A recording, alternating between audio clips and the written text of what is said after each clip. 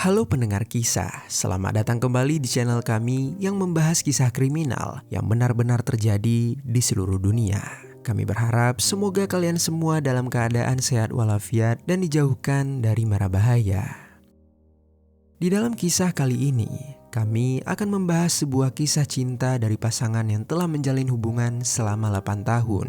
Namun sayangnya hubungan tersebut harus berakhir dalam sebuah aksi pengeksekusian. Kasus tersebut baru saja terjadi belakangan ini di negara Thailand dan sempat menghebohkan masyarakat yang ada di sana, di mana ada seorang pria pembuat game atau programmer dengan tega mengeksekusi pacarnya di dekat rumah sang pacar gara-gara kecanduan judi online. กับเว็บไซต์อะไรต่างๆเนี่ยนะฮะแล้วมีข้อมูลว่า Bagaimana cerita selengkapnya tentang kasus ini? Jadi beginilah kisah di baliknya. Di kota Bangkok, Thailand, hiduplah seorang wanita bernama Latdawan Tongkamchu yang berusia 41 tahun. Latdawan merupakan anak pertama dari 3 bersaudara. Dia memiliki 2 orang adik perempuan. Namun di sini kami tidak menemukan identitas dari adik perempuan dan juga kedua orang tua Latdawan. Bagi keluarganya, Latdawan ini merupakan seorang wanita yang ceria dan mudah bergaul. Dia selalu tersenyum dan menyapa dengan ramah teman-teman ataupun tetangganya. Berkat kepribadiannya itu, Latdawan banyak disenangi oleh orang-orang di sekitarnya. Untuk menghidupi diri, Latdawan bekerja di sebuah kasino. Dari pekerjaannya ini, dia berhasil menjadi mandiri. Dia memiliki sebuah mobil dan juga beberapa perhiasan. Selain itu, Latdawan juga memiliki kehidupan sosial yang bagus dan karirnya pun cukup mumpuni. Tak hanya itu, Latdawan juga terbilang berhasil dalam suatu percintaan. Dia memiliki seorang kekasih yang sangat dia cintai, yaitu seorang pria bernama Tisoy Sawat yang berusia 30 tahun. Meski terpaut umur yang cukup jauh, Tisoy dan Latdawan sudah menjalin hubungan sekitar 8 tahun lamanya. Keduanya sangat saling menyayangi sehingga mereka memutuskan untuk tinggal bersama. Mereka memiliki sebuah kondominium atas nama Tisoy yang terletak di distrik Bangkuruai, kota Bangkok, Thailand. Tisoy merupakan anak pertama dari 2 bersaudara. Dia memiliki seorang adik perempuan dan orang tua yang tidak dibuka identitasnya ke publik. Orang tua dan adiknya tinggal di provinsi Ratchaburi yang berjarak sekitar 126 km dari kota Bangkok. Berbeda dengan pacarnya yaitu Latdawan, Tisoy ini memiliki kepribadian yang pemalu. Dia sangat pendiam dan jarang memulai obrolan dengan orang lain. Dia juga jarang berinteraksi dengan orang-orang di sekitar rumahnya. Tisoy lebih suka menghabiskan waktu hanya di dalam rumah saja. Tetapi untungnya, Tisoy ini memiliki sebuah pekerjaan yang sangat sesuai dengan kepribadiannya. Dia bekerja sebagai seorang programmer. Programmer sendiri adalah seseorang yang memiliki kemampuan untuk membuat, merancang, menguji, dan memelihara program komputer atau aplikasi yang menggunakan bahasa pemrograman. Tetapi Tisoy sendiri lebih biasa membuat sebuah game untuk kemudian dia jual di situs-situs yang ada di internet. Hubungan Tisoy dan Latdawan berjalan cukup harmonis selama beberapa tahun. Latdawan tidak mempersalahkan sikap Tisoy yang pendiam dan jarang berbicara. Tisoy juga selalu dengan senang hati mendengar candaan-candaan yang dilontarkan oleh pacarnya. Dengan kepribadian mereka yang berbeda, mereka merasa seakan selalu bisa saling melengkapi. Tak hanya itu, keluarga mereka juga sudah saling mengenal satu sama lain. Latdawan sangat dekat dengan orang tua dan adik perempuan Tisoy. Meski tinggal di daerah yang berbeda, mereka sering menghubungi dan berbagi kabar. Begitu juga dengan Tisoy juga telah mengenal kedua orang tua Latdawan. Jika ada waktu, dia sering pergi ke kediaman Latdawan untuk bertemu dengan orang tuanya. Lalu, meski kedua orang tua mereka belum pernah bertemu, mereka sama-sama merestui untuk keduanya tinggal bersama. Mereka mendukung keputusan anak-anak mereka dan selalu mendoakan yang terbaik untuk hubungan anak mereka. Kedua keluarga ini seakan telah menyatu dan membangun sebuah keluarga besar yang baru. Tetapi sayangnya, hubungan yang telah dibangun bertahun-tahun ini seketika berubah karena suatu hal. Jadi pada suatu ketika, Tisoy mulai terjerumus ke dalam judi online. Awalnya, dia hanya mencoba-coba untuk berusaha mencari peruntungan baru. Tetapi dari hasil coba-coba itu, lama-kelamaan Tisoy mulai menjadi kecanduan. Dia terjebak dalam jeratan judi online dan tidak bisa keluar dari sana. Karena kecanduannya itu, kehidupan finansial Tisoy menjadi berantakan. Dia sudah kehilangan ratusan ribu baht dalam judi online tersebut. Namun, dia tak kunjung berhenti. Saat uangnya sudah habis, Tisoy malah mengambil perhiasan-perhiasan Latdawan dan menjualnya supaya dia bisa kembali berjudi. Ketika Latdawan mengetahui semua ini, dia pun seketika langsung marah besar. Dia tidak menyangka Tisoy dengan tega menggunakan perhiasan hasil kerja kerasnya untuk berjudi. Latdawan bahkan menjadi lebih marah ketika dia mengetahui kalau Tisoy sudah kehilangan banyak uangnya untuk judi online. Sebelumnya, Latdawan sudah mulai merasa curiga dengan tingkah laku Tisoy. Dia merasa ada yang ganjil saat Tisoy terus-menerus mengatakan kalau dirinya kehabisan uang. Saat dia tahu kalau Tisoy mulai berjudi online, Latdawan seringkali memarahi pacarnya dan menyuruhnya untuk berhenti. Selama berbulan-bulan, Latdawan dan Tisoy sering bertengkar karena hal ini. Selama itu juga, Latdawan sudah mencoba untuk bersabar. Namun, perilaku Tisoy yang mengambil begitu saja perhiasan miliknya, dia tak lagi bisa menolerir perilaku Tisoy. Singkat cerita, sekitar bulan Oktober tahun 2024, Latdawan memutuskan untuk berpisah dengan Tisoy. Dia keluar dari kondominium milik Tisoy lalu kembali ke rumah orang tuanya. Tak lupa dia segera membawa barang-barang serta mobil miliknya. Rumah orang tua Latdawan terletak di Jalan Pracarat-Sai, Desa Taopun, Distrik Bang Sue, Kota Bangkok. Rumah itu cukup luas namun tak memiliki parkiran mobil. Maka dari itu, Latdawan biasanya memarkirkan mobilnya di rumah yang terletak di sebelah rumahnya. Lalu begitu kembali ke rumah orang tuanya, Latdawan juga berhenti bekerja di tempat kasino. Dia beralih membantu ibunya dalam berdagang. Ibunya memiliki usaha catering yang mana dia membutuhkan tenaga yang banyak karena terkadang mendapatkan pesanan makanan dengan jumlah yang banyak. Berbeda dengan Latdawan yang langsung bisa meneruskan hidupnya tanpa terikat lagi kepada Tisoy karena mengingat hubungan mereka sampai 8 tahun lamanya. Tisoy ternyata masih tak terima dengan keputusan Latdawan yang sepihak tersebut. Dia terus-menerus menghubungi Latdawan untuk meminta Latdawan kembali menjadi kekasihnya. Tak hanya itu, Tisoy juga seringkali mendatangi rumah Latdawan. Dan terkadang juga dia sampai-sampai mengikuti Latdawan yang ingin mengantarkan pesanan makanan kepada pelanggan. Hal itu tentu membuat Latdawan merasa risih dan tidak nyaman. Dia berulang kali meminta kepada Tisoy untuk berhenti mengganggunya. Namun Tisoy sama sekali tidak pernah mendengarkannya. Tisoy begitu konsisten dengan sikapnya. Dia juga sangat keras kepala dan selalu mengharuskan Latdawan untuk melakukan sesuatu sesuai dengan keinginannya. Karena Tisoy keras kepala, Latdawan beberapa kali harus terpaksa kembali ke kondominium milik Tisoy. Dan saat kunjungan terakhirnya itulah, Latdawan melihat sebuah senjata api yang terdapat di dalam kamar Tisoy. Padahal sebelumnya Latdawan tidak pernah melihat benda tersebut. Begitu Latdawan pulang ke rumah, dia langsung mengatakan apa yang dia lihat kepada salah satu teman dekatnya yang bernama Tipapa Piupimde yang berusia 40 tahun. Kepada Tipapa, Latdawan mengatakan kalau dia merasa takut dan gundah setelah melihat senjata api itu. Begitu mendengarkan cerita Latdawan, Tipapa langsung menyuruh Latdawan untuk berhati-hati. Menurut Tipapa, Tisoy merupakan seseorang yang sangat pendiam. Orang seperti itu biasanya bisa melakukan hal yang tidak terduga sama sekali. Tipapa mengingatkan Latdawan untuk menjauh dari Tisoy dan jangan mau lagi pergi ke kondominium milik pria itu. Apa yang dikatakan Tipapa terdengar masuk akal bagi Latdawan. Dia pun bertekad untuk benar-benar memutuskan hubungan dengan Tisoy. Namun sayangnya, tekad Latdawan belum cukup untuk menghentikan kegilaan Tisoy kepada Latdawan. Di tanggal 14 Maret tahun 2025, Tisoy kembali menghubungi Latdawan. Dia meminta untuk bertemu dengan Latdawan ketika itu. Latdawan secara terang-terangan menolak permintaan Tisoy dengan mengatakan kalau dia tak ingin lagi bertemu dengan dirinya.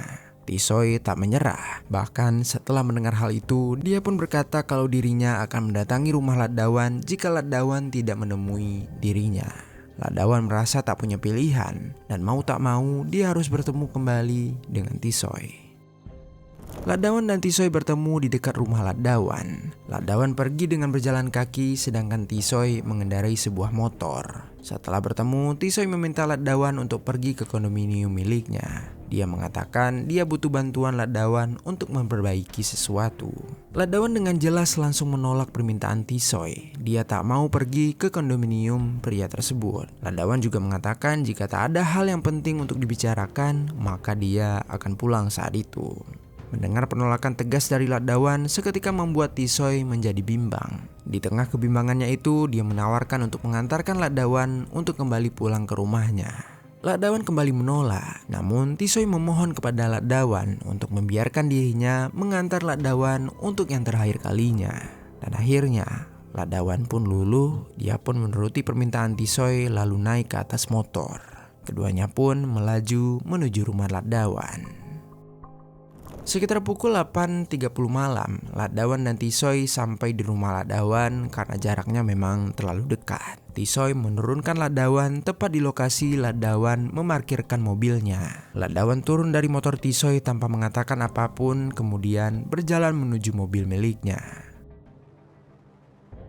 Namun, bukannya langsung pergi, Tisoy malah kembali mengikuti Ladawan. Dia berjalan di belakang Ladawan, kemudian menahan tangan Ladawan. Setelah Ladawan berbalik badan, Tisoy langsung meminta Ladawan untuk kembali menjadi kekasihnya. Ladawan langsung mengempaskan tangan Tisoy ketika itu. Dia juga dengan tegas menolak permintaan Tisoy. Dan tak lupa, Ladawan juga menyuruh Tisoy untuk segera pulang dan berhenti mengganggunya untuk selama-lamanya. Penolakan dan perkataan itu membuat kemarahan Tisoy menjadi memuncak. Dia berteriak memanggil Ladawan, tetapi Ladawan sama sekali tidak memperdulikan Tisoy dan langsung bersiap untuk segera masuk ke dalam mobil.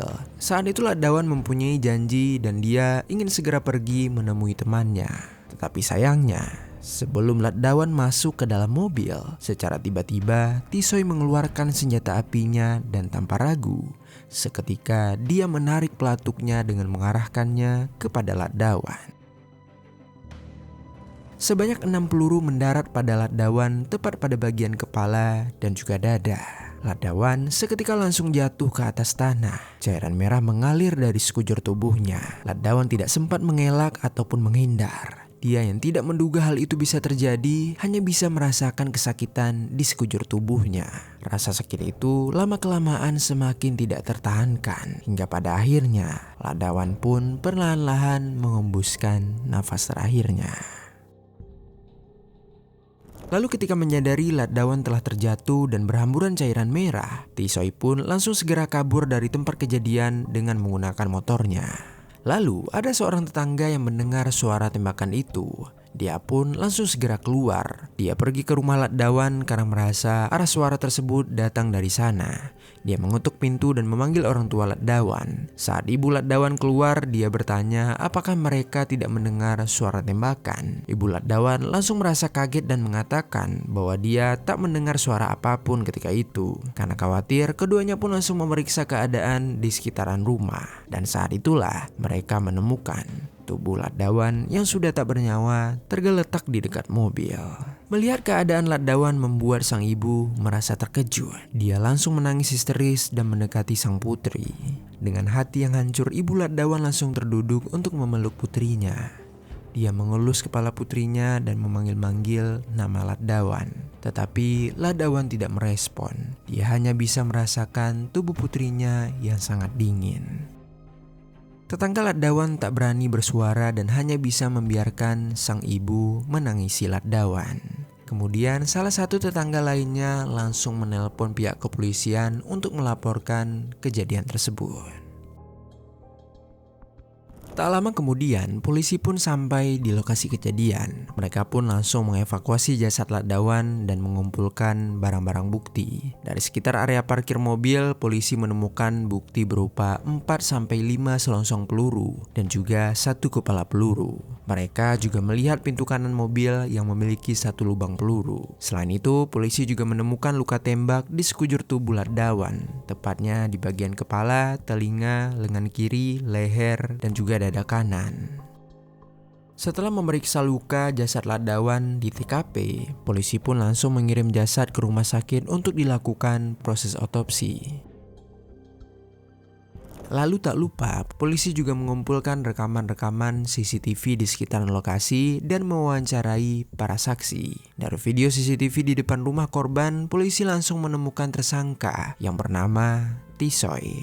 Mereka pun langsung segera melakukan pencarian terhadap Tisoy. Selagi menjadi buronan polisi, Tisoy pergi ke rumah orang tuanya yang terletak di kota Bangpong. Tisoy tak tahu apa yang harus dia lakukan dan satu-satunya yang bisa dia pikirkan adalah keluarganya. Setelah sampai di rumah, Tisoy langsung menceritakan apa yang terjadi kepada keluarganya. Dia mengatakan kalau dirinya telah mengeksekusi pacarnya, yaitu Latdawan. Mendengar hal itu, keluarga Tisoy langsung merasa syok. Mereka tak habis pikir bagaimana mungkin Tisoy dengan tega melakukan hal sekeji itu. Dengan perasaan emosi, mereka langsung meminta Tisoy untuk segera menyerahkan diri kepada pihak kepolisian. Tisoy pun yang sudah menyadari apa yang telah dia lakukan, dia merasa tak memiliki pilihan lain selain menyerahkan diri dan menerima hukumannya.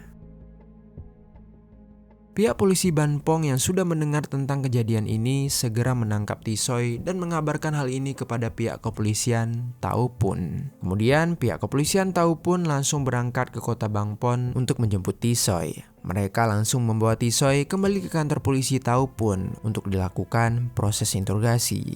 Dalam interogasi tersebut, tanpa banyak mengelak, Tisoy langsung mengakui kalau dirinya yang telah mengeksekusi Latdawan. Dia mengatakan kalau dia melakukan hal itu karena merasa emosi, karena Latdawan menolak untuk kembali menjadi kekasihnya.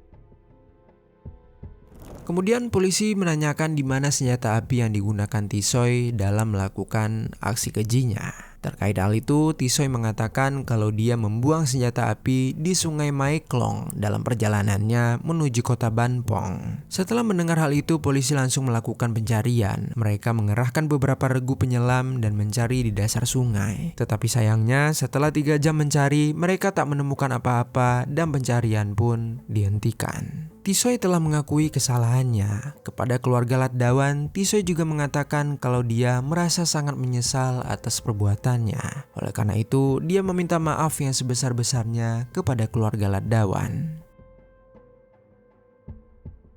Tisoy telah melakukan kesalahan yang tak akan bisa dimaafkan. Proses peradilan masih berjalan dan masih berlangsung sampai saat ini. Nantinya jika Tisoy dinyatakan bersalah atas pengeksekusian terhadap Latdawan, maka dia akan terancam mendapatkan hukuman selama 20 tahun penjara, atau mungkin bisa penjara seumur hidup atau bahkan sampai kepada hukuman eksekusi.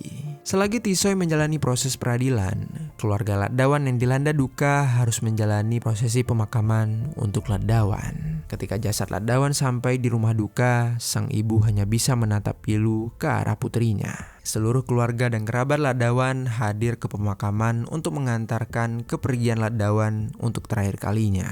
Tak hanya dari keluarga Latdawan saja, ibu dan adik perempuan Tisoy juga datang ke pemakaman Latdawan. Sebelum prosesi pemakaman dilangsungkan, keluarga Tisoy sempat berlutut di hadapan ibu Latdawan dan dia sangat memohon pengampunan kepada wanita itu. Ketiganya menangis dan tak henti-hentinya mengucapkan permintaan maaf. Lalu setelah itu, Ibu Tisoy melakukan ritual penyiraman air untuk Latdawan. Sekedar informasi, ritual penyiraman air ini merupakan bagian penting dalam prosesi pemakaman untuk umat Buddha yang ada di Thailand. Ini adalah ritual yang dilakukan untuk menghormati dan menghibur mendiang serta keluarganya. Air yang digunakan biasanya menggunakan air suci yang diberikan oleh biksu. Saat sedang melakukan prosesi ini, adik perempuan Latdawan duduk di samping Ibu Tisoy dan mengatakan kurang lebih seperti ini. Bu, lihat baik-baik tangan ini. Genggam erat tangan ini dan rasakan baik-baik. Tangan ini adalah tangan dari seseorang yang sudah dibesarkan dengan cinta dan kasih sayang oleh orang tuaku. Tangan ini juga merupakan tangan dari seseorang yang kehidupannya sudah direnggut secara paksa oleh putra ibu. Setelah mendengar hal itu, Ibu Tisoy hanya bisa menangis sambil mengucapkan perkataan maaf. Kepergian Ladawan merupakan luka yang akan selamanya menghantui hidup keluarganya. Mereka kehilangan sosok anak, kakak, dan juga teman yang sangat mereka cintai. Lalu di samping itu, meskipun tak bisa dibandingkan dengan luka dalam diri keluarga Ladawan, keluarga Tisoy juga merasa kehilangan. Mereka sudah menganggap Ladawan seperti anak mereka sendiri, dan kenyataannya putra mereka lah yang telah merenggut nyawa Ladawan. Satu-satunya yang bisa mereka lakukan adalah meminta maaf sepenuh hati dan memastikan bahwa Tisoy menjalani hukuman yang sesuai dengan kejahatannya. Ladawan kini telah tiada. Mari sama-sama kita doakan semoga Ladawan beristirahat dalam damai serta semoga keluarga yang ditinggalkan dapat diberikan kekuatan dan juga ketabahan untuk bisa melanjutkan kehidupan. Dan untuk kita semua para pendengar kisah, semoga dalam kisah kali ini ada pelajaran baik yang dapat kita ambil.